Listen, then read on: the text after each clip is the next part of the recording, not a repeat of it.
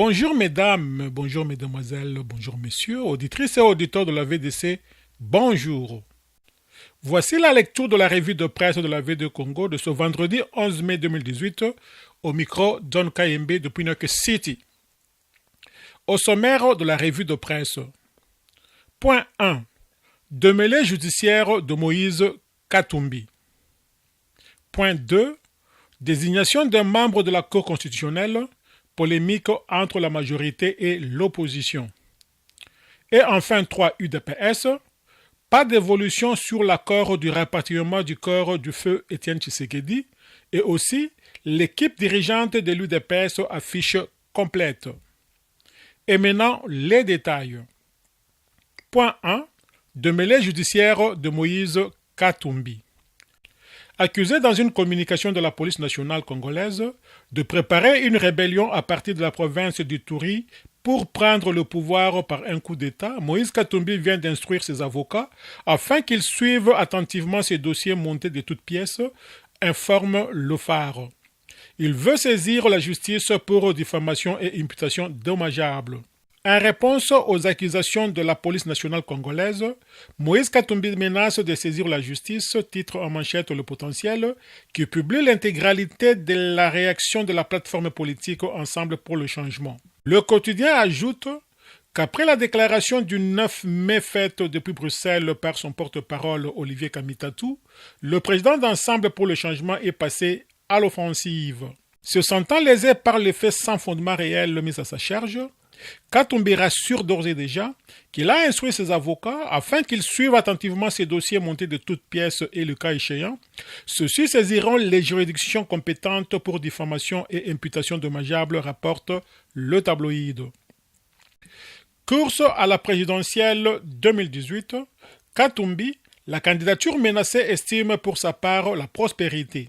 Le quotidien rappelle que tout récemment, c'était l'information judiciaire ouverte par le procureur général de la République et dont l'affaire de la nationalité ont été portées devant la Cour suprême de justice. Autrefois, il y avait d'autres griefs portant notamment sur le recrutement des mercenaires et la spoliation d'un immeuble à Lubumbashi. Ainsi, le président de la plateforme Ensemble pour le changement est-il au centre d'une réelle tourmente, d'autant qu'à définitive, le moment venu, sa candidature à la présidentielle 2018, au regard de la profusion des démêlés judiciaires, policières ou administratives en cours, risque d'être déclarée irrécevable, analyse le tabloïd.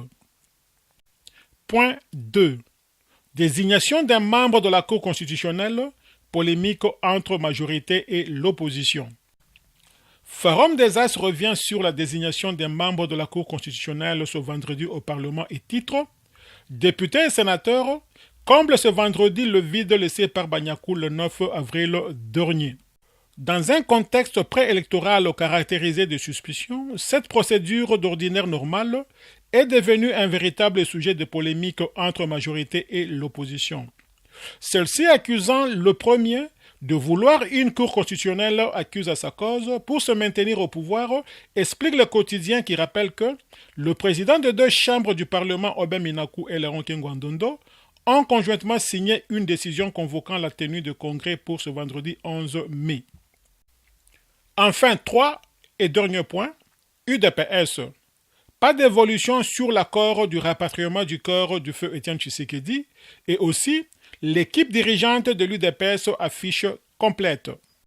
Le même forum des As titre « Rapatriement de Tshisekedi, le gouvernement n'a pas encore libéré les financements. » Dans le compromis coulé sous forme d'un accord signé le mois dernier entre le gouvernement congolais, l'UDPS et la famille biologique du Sphinx de Limité au sujet du rapatriement de sa dépouille de Bruxelles à Kinshasa, le point qui était flou c'était qu'il n'y avait pas une date arrêtée à cet effet.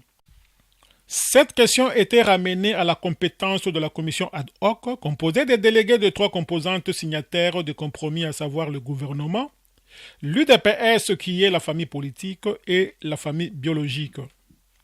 Monseigneur Gérard Moulumba, frère cadet du feu président Étienne Tshisekedi, a donné la voix pour expliquer le niveau d'exécution de l'accord portant rapatriement de la dépouille mortelle de leader maximum de l'UDPS. Rien n'a encore été fait jusqu'à ce jour, déplore Gérard Moulumba. La date du rapatriement n'est pas encore fixée.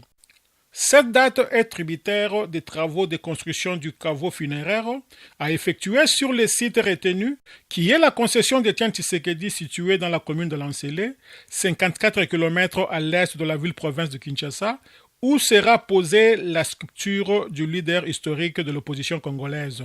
Or, à ce jour, ces travaux n'ont toujours pas encore connu un moindre commencement, fait savoir avec regret le prélat catholique à la retraite. Alors pourquoi? C'est pourtant le gouvernement qui s'était engagé dans l'accord d'assurer la prise en charge financière de l'organisation des obsèques avec un comité officiel déjà à pied d'œuvre et le budget y afférent déjà certifié à la chaîne de dépenses.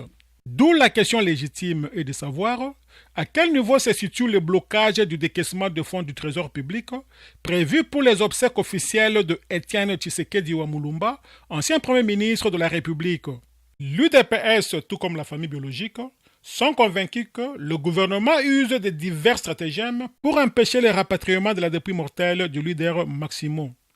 C'est ce qu'on a entendu dans l'homélie prononcée par Monseigneur Gérard Mulumba à la cathédrale Notre-Dame du Congo au cours de la messe de Requiem dite lors du premier anniversaire de la mort d'Étienne Tshisekedi Wamulumba.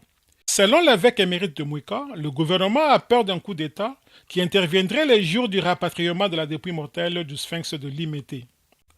Africa News, pour sa part, accorde une attention particulière à l'UDPS en publiant la liste complète des 48 membres du cabinet de Félix Tshisekedi.